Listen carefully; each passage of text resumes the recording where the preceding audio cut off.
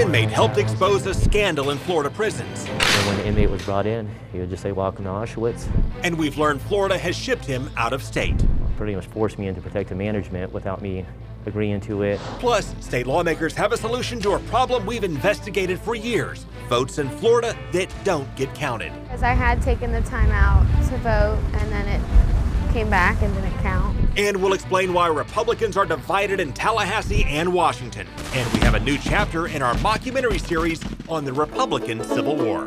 Republicans surrendered to themselves on March 24th at Appomattox Courthouse and declared Obamacare the law of the land until it explodes. Nobody knew that health care could be so complicated. This is Money, Power, and Politics. Well, you knew President Trump would clash with Democrats, but now he's having more and more trouble with members of his own party. So we'll start with a look at how the Republican president is taking heat from Republicans. The president's disappointed in a number of people that he thought were loyal to him that weren't. Conservative and moderate Republicans bucked the president on health care, and now he's dealing with the slow drip of investigations into his campaign's possible ties to Russia. 538.com plotted out the polls to show his growing slump. And former Republican Congressman David Jolly went on CNN and even questioned the president's intellect. Which is whether or not this president is intellectually qualified to be president of the United States. Okay, please welcome former Republican Congressman David Jolly. Thank you for joining us. Always good to be with you, Craig. During the campaign, you said Mr. Trump was not fit to serve, called on him to resign. You've since called him a liar, and now you've questioned his intellect.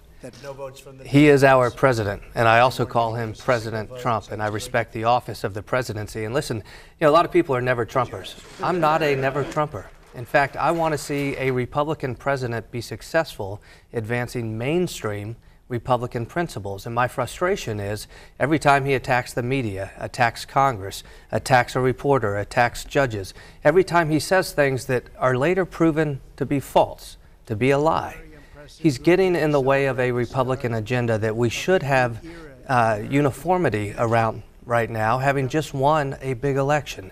And so, yes, I am very frustrated by the first 100 days. I wish the president success, but at this point, we haven't seen it.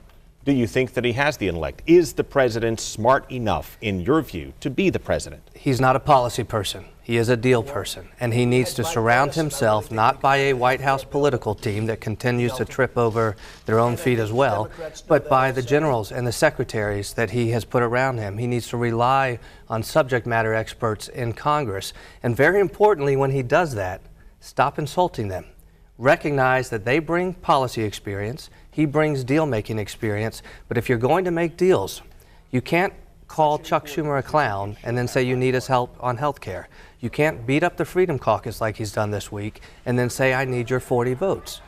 Do what you do, Donald Trump, make deals, but rely on others to come up with the policies that are right for the country. When you question the president's intellect, you got in a sparring match with Rick Santorum. I want to go back to what he said. Sure. That's just absurd. The president of the United States should. I mean, this is what the left does. Are you the left? Craig, I am a bull moose Republican who is looking for a place in today's Republican Party. I think there are mainstream Republicans who are struggling right now because they don't recognize the Republican Party under Donald Trump's leadership. How many in Congress today would you guess? Republicans who have similar qualms to yours, but are just not expressing them as forcefully? Oh, many. And look, you saw Speaker Paul Ryan go through this as well and come to the same place I am, which President Trump is our president. We need him to succeed. We are a stronger nation when we have a successful president, Republican or Democrat. But I think there are many Republicans who don't recognize the rhetoric or the policy coming from this president as being true to Republican ideals. I'm going to go back to how Santorum shot back on this and defended President Trump. Donald Trump is smart enough to realize that you've got to get your hands dirty and work together to get things done, and he's doing it, and that's why you're going to see a health care bill pass this week. Oops. He's not doing it. He's not doing it on health care. Tax reform's no easier. Where's the infrastructure plan? The president doesn't practice in policy details. What we learned in the health care debate, and this is interesting, he owned the bill. Sean Spicer said, this is the bill. So this was Trump care. What we learned is Donald Trump clearly is not the ideological leader of the party because he couldn't get it over the finish line. We also learned that Paul Ryan still has a very fractured caucus on the Hill of Republicans. Former Republican Congressman David Jolly, thank you for your time. Great to be with you. Thanks, Greg. And on that note, the Republican president attacked conservative Republicans on Twitter. He tweeted, "The House Freedom Caucus will hurt the entire Republican agenda if they don't get on the team and fast. We, meaning Trump and his supporters, must fight them," meaning the Republicans who don't fall in line, along with Democrats in 2018. So Trump is calling for a fight with his own party. And so we wondered how historians may describe that fight to our kids, which brings us to a new chapter in our mockumentary series. Once again, in the style of Ken Burns, we bring you the next chapter in the Republican War of 2017 in tonight's edition of Trail Tales. It's time now for Trail Tales.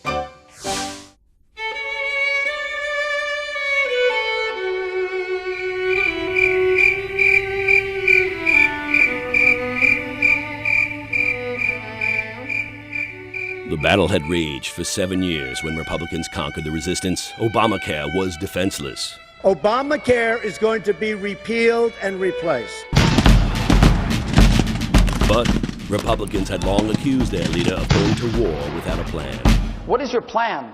I understand the lines around the state, whatever that means. This is not a game where you draw maps and you around. Don't know what it What means. is your plan? Trump's plan was to wait for General Ryan's plan. For the wonkish young general had been crafting it in exile for years. This, to us, is something that we're not going to give up on because we're not going to give up on destroying the healthcare system for the American people.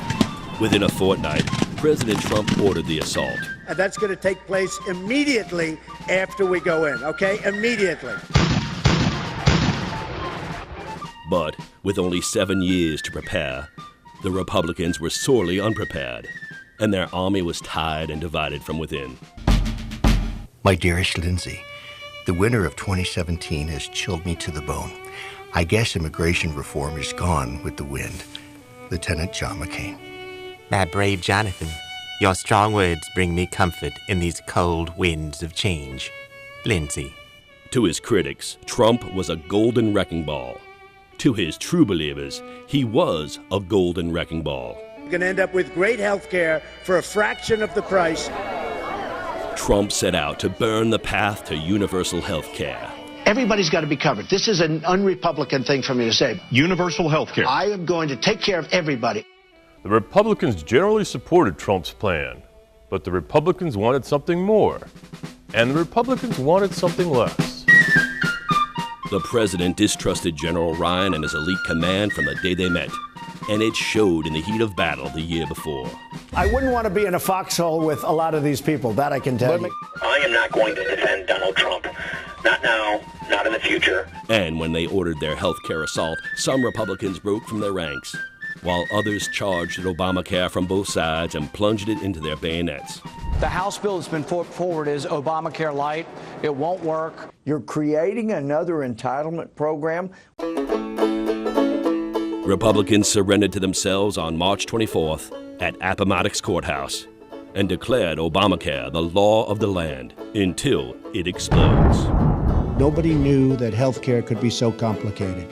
Our father is wounded, and our dressings are scarce, for all my dressings were lost in the Battle of Nordstrom. Ivanka Trump. Okay, there you have it. Coming up, we're going to map out the Republican battle in state politics between Governor Scott and House Speaker Corcoran. And the inmate who blew the whistle on Florida prisons was suddenly transferred out of state with a looming federal investigation into allegations of corruption and abuse.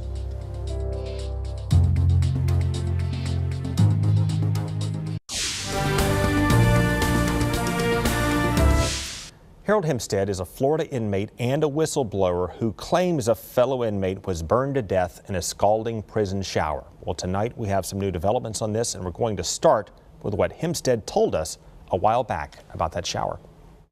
The shower was almost directly over my cell. He says in 2012, guards used that shower in a South Florida prison as a torture chamber, and that they would crank the water to a scalding 180 degrees. Inmates could avoid the water when they were placed in the shower by just staying as close to the door as possible, but it would still cause their feet to be burnt because of how quick the water was rising at full blast coming out. And Hempstead tells stories of corruption, torture, and murder that go far beyond that shower chamber. Was definitely evil. He sent us a stack of letters and agreed to his first television interview on what he witnessed. At first it was 2 and 6 point conversions, and I really didn't know what those conversions meant. He says it meant the guards starved the inmates, particularly the mentally disabled, and scored it like a game. The 3 point conversion would be to 3 days for lunch and dinner. He says the sergeant compared it to a Nazi concentration camp. And when the inmate was brought in, he would just say, "Welcome to Auschwitz." He says they would often give out empty food trays to make it look as if they were feeding them. There's ways that you can use your bodies to cover the cameras to where the camera can't view whether or not you give them a tray. You can give air trays with nothing on it. And he claims they sometimes spike food with chemicals or laxatives to dehydrate them even more. Yeah, and that's why with Oscar Davis and Daryl Richardson, to this day I still believe that they died from something associated with starvation. Hempstead believes a number of inmates died from abuse, including a mentally disabled man from Tampa named Darren Rainey. He says he watched the guards walk Rainey up to the shower chamber. The water was turned on. We started to hear him yell. The whole wing heard him. He says they were punishing Rainey for defecating in his cell. It's hot, get me out of here. It's hot, get me out of here. And then the last probably 10 to 15, 20 minutes, he was yelling, "I'm sorry, I can't take it no more. I won't do it again." He says they locked Rainey in the scalding shower for hours until his skin cooked off. At approximately 9:30, I heard him fall in the shower. And Hempstead, who is an orderly, says the guards told him to wash away the evidence. They told you to clean up the crime scene? Yeah, on inside the yellow tape. I mean, we still had a yellow tape, and on the door it said, "Do not use per order of the Inspector General's office." And he claims guards have threatened him for blowing the whistle. There was never a statement, "Hey, we're going to kill you. Hey, we're going to do this," but the implication was you do know things that happen in confinement. Then last week, Hempstead told his sister that guards woke him at 3:30 in the morning, beat and choked him, then shipped him to an out-of-state prison in Tennessee, just hours before the Miami State Attorney announced no arrest in Darren Rainey's death.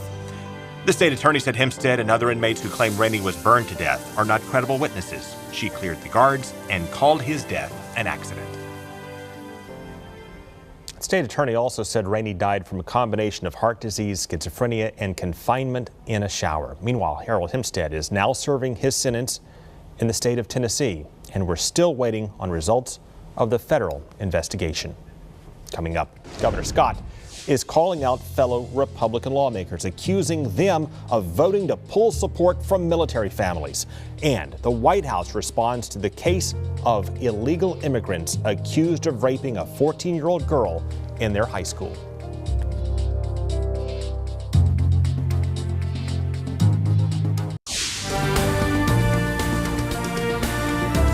Republican state house leaders are ripping Governor Rick Scott. They claim he's wasting millions on job deals that do not pay off. And now the governor is striking back. Marissa Lynn is here to show us how he's calling out fellow Republicans by name.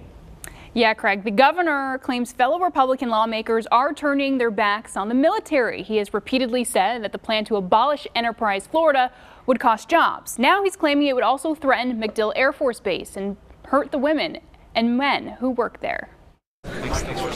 Governor Rick Scott stands by his words. Enterprise Florida and Visit Florida continue to do good for the Sunshine State and its people. We know on the Enterprise Florida we get an unbelievable return for taxpayers. We know on Visit Florida we get an unbelievable return on taxpayers. Enterprise Florida provides tax breaks to businesses that come to Florida, while Visit Florida promotes the state. Both are under fire, and Speaker Richard Corcoran, a fellow Republican, has told us before he wants them both eliminated. There's no correlation between what we're spending and what we're getting in return. Corcoran and Scott don't see eye to eye. It's why Scott is taking his case around the state, including here in Tampa Bay. Thursday, he took it a step further when he met with local defense contractors and business owners. When the Florida House of Representatives voted to eliminate Enterprise Florida, they also eliminated Florida Defense Alliance. The Florida Defense Alliance is very important to our state. We have 20 military bases, 3 unified commands. What they help them do is solve problems, make sure that we continue to serve these missions and keep these jobs here. And that includes jobs at MacDill Air Force Base. Scott also fired back at those representatives who have taken an opposing stance on these programs. There's local House members that have voted to eliminate Enterprise Florida and eliminate the Florida Defense Alliance. Rayburn, Jack Toledo, Jamie Grant, Ross Spano, and there's others. By calling them out by name, Scott is digging in his heels for a tough battle in order to save the programs and the jobs they bring. Following the Pitbull controversy, in which Visit Florida kept how much it paid the musician under wraps for promoting Florida until recently, Corcoran remains adamant that the government should cut funding for taxpayers' sake.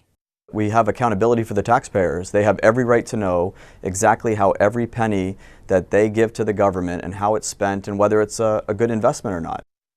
Now, Governor Scott wants to spend $76 million to promote the state through Visit Florida. The House has scaled that back to $25 million, and Scott wants $80 million for Enterprise Florida, but the House has already voted to shut it down. Craig, it seems the Senate is trying to strike a compromise. And they have until May 5th. In regular session. Okay, the Rockville high school rape has fired up the debate over illegal immigration and border security all across the nation. Background, you have a 17 and 18-year-old in the country illegally accused of raping a 14-year-old girl in Maryland in their high school. Federal officials say both suspects were detained and marked for deportation last year, but they were later released. So our colleague Ronica Cleary asked White House Press Secretary Sean Spicer if that should change. The president recognizes that education is a state-run and a local-run issue, but I think it is cause for concern what happened there, and I think the city should look at its policies. So I hear you about it being a state issue. Let's talk about something though that the president has implemented and introduced. Voice. Is Voice, Victims of Immigration Crime Enforcement, is that enough to support? No. It's one piece. The president understands that victims need a voice, which is why he brought it in there to help them. When they're specifically targeted or victims of a crime by people here illegally. But I think part of the reason that the president has made illegal immigration and crackdown such a big deal is because of tragedies like this.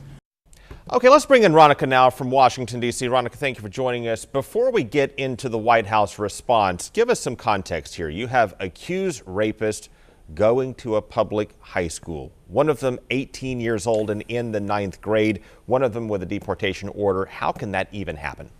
Well, thank you so much, Craig. It is pretty shocking, but to be clear, once in the country, these boys did not have criminal records. However, one we do know with confirmation did enter the country unlawfully, and we have an 18 and 17-year-old who have been charged. Now, one of the things that we have looked to and learned since this case broke is that based on a Supreme Court ruling from the 80s, schools cannot discriminate, at least in public schools, against students based on immigration status. And what we've learned from the superintendent is that he has no way of knowing the immigration status of his students, certainly in no way an explanation or justification, but does paint a fuller picture. Sean Spicer gave a rather lengthy answer to your questions here. He seemed to generally push this back to the states. What do you think the White House may do in response to this, though, as it relates to future executive orders or federal legislation? Well, that is what he did in the answer, push to the states' rights, which is a very typical, talking point of the Republican Party. But if you will, if we go back to that Supreme Court ruling that I mentioned, this is not necessarily a state rights issue. If you point to immigration or a concern about undocumented immigrants in the classroom, if that's your concern in this case, then it wouldn't be a states' rights issue. And I did ask, would this be considered in future executive orders? And, the answer was not what I would say complete or clear. Give us your best prediction, having covered this issue, spoken directly to the White House. What type of change can a horrific crime like this drive in Washington and in states from Maryland all the way down to Florida? Well, it's a great question. What we're seeing right now is simply greater security measures being taken at the school. And, when you're talking about an issue like this, you're going to point to Supreme Court rulings, which is going to make it very difficult and time consuming to make any changes. And then, of course, there is the other side. The the superintendent here in the school district says that this has nothing to do with immigration, is pointing to an isolated incident and says that that is not the solution for stopping this in the future. So at a minimum, it's the beginning of a very rigorous debate. Ronica, thank you very much for your time. Coming up, we'll show you why some votes do not count in Florida and what state lawmakers plan to do about it.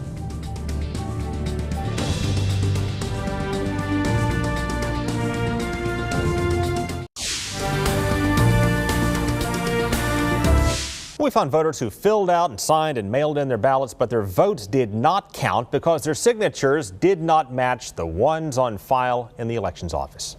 You know, they may have been registered to vote for 20 or 30 years and never updated their signature on a file, and now it doesn't look anything like their signature when they registered to vote.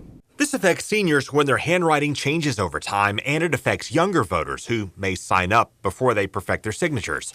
Election supervisors send letters to people to notify them when their signatures do not match, but state lawmakers want more. So the House passed a bill that would let voters certify their ballots with an affidavit if their signatures don't match. This establishes a uniform statewide system for curing mismatched signatures on the vote-by-mail ballot. And as this legislation proceeds, there's also another thing you can do if you're worried about your signature maybe not matching. Just simply fill out a new card and sign it and mail it into your election office. Those who are disabled have trouble replicating a signature, some kind of distinguishing mark. Folks, that is our show. Thank you so much for joining us. We will see you again next week for another round of Money, Power, and Politics.